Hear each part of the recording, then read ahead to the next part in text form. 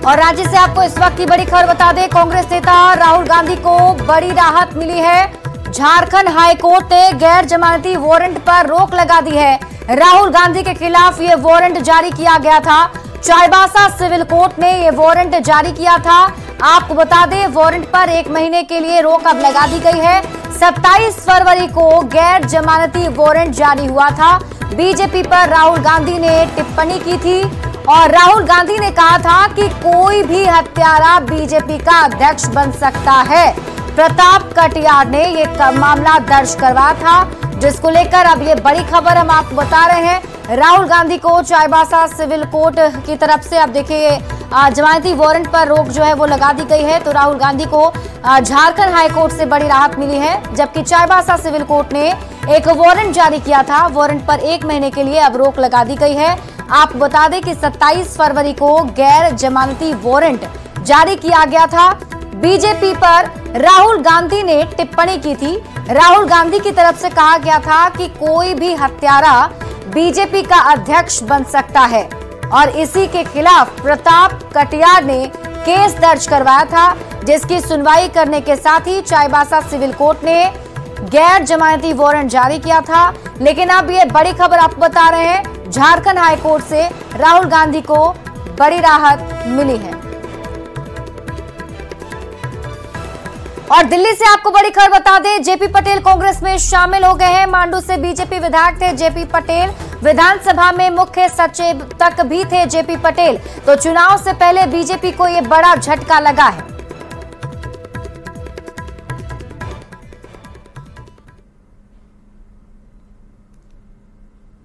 मुझे खुशी है, जिनको हम बरसों से हम जानते हैं, आज हमारी विचारधारा, कांग्रेस पार्टी की विचारधारा से जयप्रकाश जी आज जुड़े हैं। झारखंड में निश्चित तौर पर आने वाले दिनों में इनको लेकर जो आशा और भरोसा के साथ उन्होंने ज्वाइन कर हम लोग लिए हैं, इसका परिणाम हमें 2024 के चुनाव में निश्चित तौर पर ये देखने मिलेगा। इन बात को विश्वास करते हैं। और जेपी पटेल ने बीजेपी को छोड़कर कांग्रेस का हाथ थाम लिया है। जेपी पटेल के कांग्रेस में शामिल होने का प्रदेश कांग्रेस ने स्वागत किया। कांग्रेस प्रवक्ता ने कहा कि राहुल गांधी की न्याय यात्रा से प्रभावित होकर ही जेपी पटेल ने कांग्रेस का हाथ थामा है। क्योंकि अब उन्हें भी लग गया कि भारतीय जनता पार्टी सिर्फ झांसा, साजिश और षड्यंत्र का दूसरा नाम है, तो उन्होंने उसको अलविदा कह दिया। और जो न्याय की बात लगातार कांग्रेस पार्टी करती रही है, राहुल जी करते रहे हैं, तो आज वो न्याय के पक्षधर बने हैं। और हमें लगता है कि न्याय का जो हम लोगों का डिमांड था वो आज और अधिक मजबूत होगा।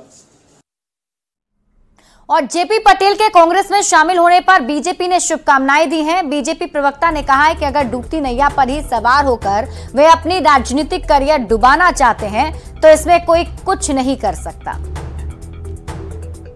पार्टी कार्यकर्ता आधारित पार्टी है, लोगों के आने जाने से हमें कोई फर्क नहीं पड़ता, लेकिन जेपी पटेल जी को हमने बहुत कम समय में बहुत इज्जत दी। उनको सचेतक का महत्वपूर्ण पद दिया। उनकी गिनती जो होती थी वो एक अच्छे नेता के रूप में होती थी। उनका बहुत उज्जवल भविष्य था, लेकिन अगर वो डूबती नाव में सवार होना चाहे तो हम कैसे उनको रोक सकते हैं? हम उनको शुभकामनाएं दे सकते हैं, पर शुभकामनाएं भी किस मन से दें? वो कांग्रेस में शामिल हुए हैं जिस कांग्रेस का कोई भविष्य नहीं। देश पूरा मोदी मोदी कह रहा है और जेपी पटेल साहब कांग्रेस में शामिल हो गए। हमारी शुभकामनाएं साहब। अगर डूबती नाव में सवार होकर ही राजनीतिक रूप से डूबने की आपकी इच्छा थी तो उसे कोई बदल नहीं सकता। तो लोकसभा चुनाव को लेकर झारखंड में कांग्रेस प्रत्याशियों की घोषणा जल्द की जाएगी और इसे लेकर दिल्ली में बैठकों का दौर लगातार जारी है। हालांकि प्रत्याशियों के नामों पर अंतिम मोहर दिल्ली में होने वाली कांग्रेस की केंद्रीय चुनाव समिति की बैठक में लगनी है, जो जल्द होने वाली है। हालांकि रांची, खूंटी और लोहरदगा समेत ज्यादातर सीटों पर प्रत्याशियों के नामों पर सहमति बन चुकी है। रांची से इस पर और अधिक जानकारी दे रहे हैं संवाददाता संजय कुमार सिन्हा। लोकसभा चुनाव को लेकर कांग्रेस में अभी तक झारखंड को लेकर प्रत्याशियों के चेहरे पर मुहर नहीं लगी है। सीटों की घोषणा अभी तक नहीं की गई है। दिल्ली में हालांकि लगातार बैठकों का दौर जारी है। स्क्रीनिंग कमेटी की कई दौर की बैठक भी हो चुकी है और जो कहा जा रहा है, जो जानकारी सामने आ रही है कि फार्मूला जो इंडी गठबंधन के तहत होगा झारखंड में, वो फार्मूला 7, 5 और 2 का होगा। यानी कांग्रेस 7 सीटों पर लड़ेगी चुनाव, जेएमएम 5 सीटों पर, 1 सीट राजद के खाते में जाएगी और 1 सीट वामदल को जाएगी। दिल्ली में लगातार बैठक हो रही है, लेकिन सबसे बड़ी बैठक जो दिल्ली में होगी वो सीईसी की बैठक होगी, जिसमें प्रत्याशियों के चेहरे पर अंतिम मुहर लगेगी। हाई प्रोफाइल सीट रांची की बात करें तो सुबोध कांत सहाय का नाम लगभग पक्का माना जा रहा है, लेकिन अगर यही बात खूंटी की करें जो कि रांची का पड़ोसी जिला है, तो वहां पर पिछले बार की तरह प्रत्याशी कालीचरण मुंडा हो सकते हैं, जो कि आपको शायद अर्जुन मुंडा को टक्कर देते नजर आए। हालांकि खूंटी में ही एक और नाम दौड़ रहा है, दयामणि बारला का। लोहरदगा सीट की बात करें जिसकी चर्चा काफी दिनों से चल रही है, कांग्रेस ने उस सीट पर दावा भी कर रखा है। उस सीट पर जो नाम सबसे तेजी से दौड़ रहा है वो नाम है सुखदेव भगत का, जिनके नाम पर मुहर लग सकती है। लेकिन एक और नाम जो है जो पीछे पीछे चल रहा है वो नाम है शिल्पी नेहा तिर्की का, जो कि प्रदेश कांग्रेस के कार्यकारी अध्यक्ष बंधु तिर्की की बेटी हैं। तमाम नाम चल रहे हैं जिन पर सीईसी की बैठक पर अंतिम मुहर लगना बाकी है। लिहाजा दिल्ली में होने वाली बैठकों पर सभी की नजर है। संजय कुमार सिन्हा, न्यूज़ 18 रांची। और न्यूज 18 से खास बातचीत में सुबोध कांत सहाय ने रांची सीट के साथ ही गठबंधन दलों की सीटों पर भी चर्चा की है। उन्होंने कहा है कि आरजेडी को पलामू की सीट दी गई है, जहां से वो परंपरागत रूप से लड़ती रही है। वहीं चतरा सीट पर कांग्रेस चुनाव लड़ेगी। वरिष्ठ कांग्रेस नेता ने कहा कि राज्य में कांग्रेस का दावा 8 सीटों पर था, लेकिन अब 7 सीटों पर फॉर्मूला तय हुआ है। जब तक अधिकृत रूप से घोषणा नहीं वहां से हो तो मैं उसको तय नहीं मानता हूँ। चलिए, ऐसे रांची में मैं कोई नया उम्मीदवार नहीं हूँ, रांची के लिए नया नहीं हूँ। हर घर से रिश्ता है। ट्रेडिशनली राजद पलामू लड़ते रहे हैं, उनको हम लोगों ने तो वही दिया है। एक जो है लेफ्ट को दिया है, वो माले लड़ेंगे कोडरमा, और एक आरजेडी को दिया गया है जो वो लड़ते रहे हैं पलामू। चतरा कांग्रेस लड़ेगी। चर्चा में है कि वो भी चाहते हैं, लेकिन मैं समझता हूं कि चतरा हम लोगों ने अपनी सीटें काफी छोड़ी है। लोकसभा चुनाव की तारीखों के ऐलान के बाद भी अभी तक इंडिया अलायंस में उम्मीदवारों के नामों का ऐलान नहीं हो सका है। लोहरदगा पहुंचे वित्त मंत्री और कांग्रेस नेता रामेश्वर उरांव ने कहा है कि जल्द ही उम्मीदवारों के नामों का ऐलान हो जाएगा। उन्होंने लोहरदगा को कांग्रेस की परंपरागत सीट बताया है। साथ ही कहा कि कौन उम्मीदवार होगा इसका फैसला जल्द ही हो जाएगा। इसी के साथ उन्होंने आशंका जताई कि सीता सोरेन के बीजेपी में शामिल होने से महागठबंधन और जेएमएम को नुकसान होगा।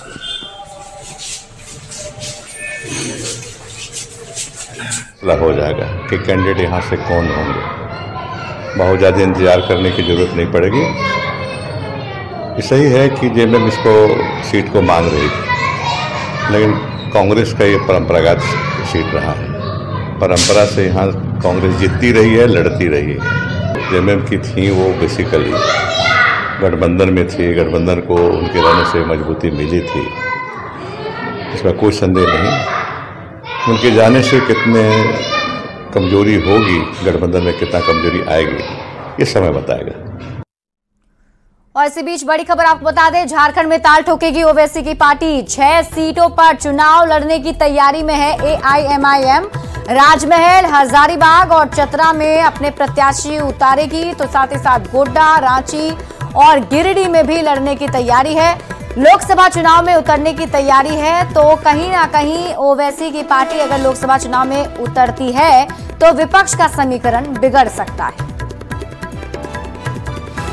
और झारखंड में इस बार लोकसभा चुनाव में असदुद्दीन ओवैसी की नेतृत्व वाली पार्टी एआईएमआईएम भी उतरने के लिए तैयार है।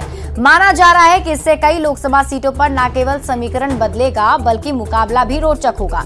इधर बीजेपी के पूर्व प्रदेश अध्यक्ष रविंद्र राय ने कहा है कि ओवैसी के विचार अलग हैं और वे जिस तरह की भाषा का इस्तेमाल करते हैं उससे समाज को नुकसान होता है। हालांकि उन्होंने ओवैसी के आने से झारखंड में कोई फर्क नहीं पड़ने का दावा भी किया। भारतीय जनता पार्टी आमने सामने लड़ाई लड़ी है आज तक यूपीए से, या जो विपक्षी गठबंधन है, हमको किसी की सहारे की जरूरत नहीं है। तो इसलिए लाभ हानि के रूप में हम ओवैसी जी को नहीं लेते हैं। वो एक राजनीतिक रूप से एक विचार को समाज में जिस प्रकार से रख रहे हैं वो राजनीति के लिए दुखदाई है। रांची के ईडी ऑफिस में आज खास गहमा गहमी दिख रही है। पिछले दिनों अंबा प्रसाद और उनके करीबियों के ठिकानों पर हुई छापेमारी में कई अहम जानकारी सामने आई थी, जिसके बाद अब उन कड़ियों को जोड़ने को लेकर पूछताछ का सिलसिला शुरू हो गया है और इसी कड़ी में अंबा प्रसाद के करीबी पंकज नाथ से पूछताछ हो रही है। ईडी ने उन्हें समन जारी किया था। इसके साथ ही बर्डलेन अस्पताल से जुड़े मामले में प्रीति कुमार से भी पूछताछ हो रही है। बता दें कि प्रीति कुमार सीनियर आईएएस अधिकारी की पत्नी है। इस पर और अधिक जानकारी दे रहे हैं रांची संवाददाता ओम प्रकाश। में आज गहमा गहमी का दिन कहा जा सकता है। ईडी दफ्तर में आज पिछले दिनों जहां अंबा प्रसाद के और उनके करीबियों के ठिकानों पर छापेमारी हुई थी, उन तमाम लोगों से अब पूछताछ का सिलसिला आज से शुरू हो चला है। आज के दिन अगर बात की जाए तो पंकज नाथ को पूछताछ के लिए बुलाया गया है, जो कि हजारीबाग जिले से हैं और उनसे फिलहाल ईडी के अधिकारी पूछताछ कर रहे हैं। बता दें कि पंकज नाथ के ठिकानों पर हुई छापेमारी में कई अहम दस्तावेज और डिजिटल गैजेट्स जो हैं वो बरामद हुए थे और उन्हीं तमाम चीज़ों को लेकर पंकज नाथ से पूछताछ की जा रही है। वहीं एक और मामले में, जो कि बर्लिन अस्पताल रांची से जुड़ा हुआ मामला है, उस मामले में वरीय आईएएस की पत्नी प्रीति कुमार से भी पूछताछ जो है आज ईडी के अधिकारी कर रहे हैं। बता दें कि पूर्व में भी प्रीति कुमार से ईडी के अधिकारी पूछताछ कर चुके हैं और एक बार फिर उनसे आज पूछताछ जो है वो ईडी के अधिकारी कर रहे हैं। अब देखना होगा कि इन दोनों मामलों में क्या कुछ चीजें जो हैं वो सामने आती है और आने वाले दिनों में किन किन लोगों की मुश्किलें जो हैं वो बढ़ती हैं। कैमरामैन प्रभाकर के साथ ओम प्रकाश, न्यूज़ 18 रांची। और न्यूज़ 18 पर केंद्रीय गृह मंत्री अमित शाह ने भ्रष्टाचार पर करारा हमला बोला है। अमित शाह ने कहा कि देश में भ्रष्टाचार किसी भी कीमत पर बर्दाश्त नहीं किया जाएगा। अमित शाह ने कांग्रेस सांसद धीरज साहू का नाम लिए बिना उनके घर से 350 करोड़ रुपए मिलने पर भी कांग्रेस से जवाब मांगा है।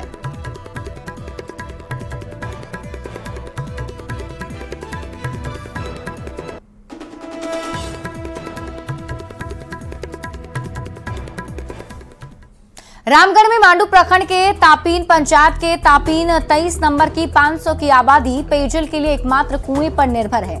कुआं का पानी सूखने पर ग्रामीण पास के नदी नाले और खदान के दूषित पानी पर निर्भर हो जाते हैं। ग्रामीणों ने बताया कि यहां लगाए गए सोलर जल मीनार से आयरन युक्त पानी निकलता है, जो पीने लायक नहीं है। लोगों ने पेयजल की पूरी व्यवस्था करने की मांग की है। इस पर और अधिक जानकारी दे रहे हैं रामगढ़ संवाददाता जावेद खान। मौजूद हूँ रामगढ़ के मांडू प्रखंड के तापीन पंचायत के तापीन 23 नंबर के पास। आप देख सकते हैं यहाँ पर ग्रामीण खड़े हैं। दरअसल यहाँ पर घोर पेयजल संकट है और मात्र एक कुआं है जो 500 आबादी की प्यास बुझा रही है। और जब ये कुआं सूख जाता है तो आसपास का जो नदी है और जो यहाँ पर नाला है, वहाँ पर यहाँ के ग्रामीण जाते हैं और वहाँ पर जा कर के पानी लाने को बाध्य होते हैं। यहाँ एक सोलर जल मीनार लगाया गया है जिससे आयरन युक्त पानी निकलता है। आप देख सकते हैं कि किस तरह से यहाँ पर ग्रामीण जो है सुबह से ही पानी के लिए यहाँ पर लाइन लगा कर रहते हैं। हम यहाँ पर सीधे कुछ लोगों से बात कराएंगे। बताइए, क्या नाम आपका है? माला देवी। क्या पानी के लिए दिक्कत यहाँ है? हाँ, एगो कुआं है, कुआं से पानी उन्हें पिए, कुआं सूख जाए तो नदी चल जाए लावे। सोलर मीनार जो लगा वो काम नहीं आ रहा है? ना, वो काम ना, आयरन पानी निकल रहा है। हाँ, यही आती है? एक ही कुआं है? एक ही कुआं है। एक ही कुआं है। आपका क्या नाम है? मेरा नाम प्रदीप साहू। क्या दिक्कत है यहाँ पर? यहाँ एक सोलर जल मीनार है, उसमें पानी लोहा जैसा पानी रहता है और कुआं एक यहाँ है, बड़ा कुआं, इसी से पानी पीने लायक है। जब ये सूख जाता है तब? सूख जाता है तो नदी नाला में लाना पड़ता है पानी की, तो बहुत बड़ा दिक्कत है यहाँ। हम लोग जितने भी ग्रामीण लोग हैं, आधे से ज्यादा लोग हम लोग पानी यहीं से पीते हैं। कुछ लोग कहीं और से जाके लाते हैं, कुछ लोग नदी से जाके लाते हैं। जी, सोलर जल मीनार जो लगा है, सोलर जल मीनार ये बेकार है, एकदम कोई काम का नहीं है। एक ही कुआं है यहाँ पर? हाँ, एक ही कुआं है अपना घर। इसी से आपका पूरा पानी होता है? हाँ सर। तब देख सकते हैं यहाँ पर एक ही कुआं है, आबादी 500 की है। यह मांडू प्रखंड का अति सुदूरवर्ती पंचायत है तापीन पंचायत। और तापीन पंचायत का तापीन 23 नंबर का ये टोला है जहां पर यहाँ पर गर्मी के शुरुआत में ही भीषण पेयजल संकट उत्पन्न हो गया है। मांडू प्रखंड प्रशासन जो है यहाँ पर मुकम्मल पानी की व्यवस्था करे ताकि इन्हें गर्मी के दिनों में इधर उधर भटकने को मजबूर ना होना पड़े। जावेद खान, न्यूज़ 18, रामगढ़। गिरिडीह के मिर्जागंज में उत्पाद विभाग की करीब 3 एकड़ की जमीन पर भूमाफिया कब्जा कर रहे हैं। उत्पाद विभाग की भव्य बिल्डिंग को जेसीबी से तोड़कर जमींदोज कर दिया गया है। वहीं बाउंड्री से घेराबंदी भी कर दी गई है। न्यूज़ 18 पर खबर दिखाए जाने के बाद अब गिरिडीह डीसी और एसपी एक्शन में दिख रहे हैं और जमीन को भूमाफिया से मुक्त कराने के लिए अंचल अधिकारी और थाना प्रभारी को जाँच के लिए भेजा गया है। इस कार्रवाई के बाद भूमाफिया में हड़कंप है। अधिक जानकारी दे रहे हैं संवाददाता एजाज अहमद। गिरिडीह जिले के जमुआ थाना क्षेत्र के अंतर्गत आने वाले मिर्जागंज, जहां पर एक्साइज डिपार्टमेंट की लगभग 3 एकड़ जमीन को भूमाफियाओं के द्वारा जबरन कब्जा किया जा रहा है और यहां पर बाउंड्री भी दे दिया गया है भूमाफियाओं के द्वारा और उत्पाद विभाग के द्वारा लगाए गए बोर्ड को भी भूमाफियाओं ने हटा दिया है। आपको बता दें कि आज से लगभग 6 महीना पहले जब एक्साइज डिपार्टमेंट की भव्य बिल्डिंग को भूमाफियाओं के द्वारा दिन दहाड़े तोड़ा जा रहा था, उस समय न्यूज़ 18 ने प्रमुखता से खबर दिखाई, जिसके बाद पुलिस अधीक्षक दीपक कुमार शर्मा द्वारा मामले को संज्ञान में लिया गया और कई भूमाफियाओं को हिरासत में लिया गया, जिसके बाद उनसे बॉन्ड करवाकर उसे छोड़ा गया।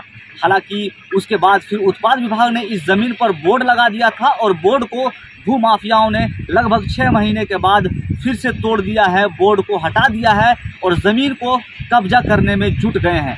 हालांकि इस ज़मीन के बारे में जब इस मामले को न्यूज़ 18 पर प्रमुखता से चली, उसके बाद उपायुक्त नमन प्रियस लकड़ा और पुलिस अधीक्षक दीपक कुमार शर्मा ने मामले को संज्ञान में लिया है और इसी मामले को जांच पड़ताल करने के लिए प्रखंड के जो अंचलाधिकारी हैं और थाना के जो थाना प्रभारी हैं वो यहाँ पे पुलिस दल बल के साथ यहाँ पे पहुँची है। ये प्रारंभिक तौर पर हम लोगों ने जो डीसी साहब आदेश दिया था उनके सर के निर्देश के अनुपालन में हम लोग स्थल पर पहुँचे।